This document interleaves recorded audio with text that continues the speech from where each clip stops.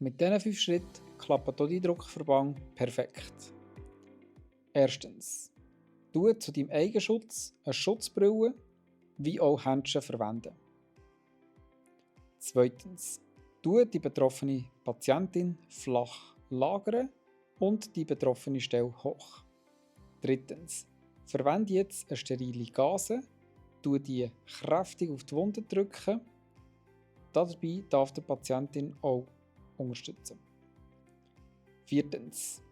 Mit einer Binde kann jetzt die betroffene Stelle eingebunden werden und mit zum Beispiel 2 weiteren Verbandspäckchen kann der Druck zusätzlich erhöht werden. Das Ganze wird jetzt bis zum Ende der Binde eingebunden. Fünftens. Jetzt kontrollieren, ob die Blutung gestoppt ist. Falls nicht, weiter einen Druckverband über einen Druckverband machen. Vielen Dank fürs Zuschauen und bis zum nächsten Mal. Tschüss zusammen.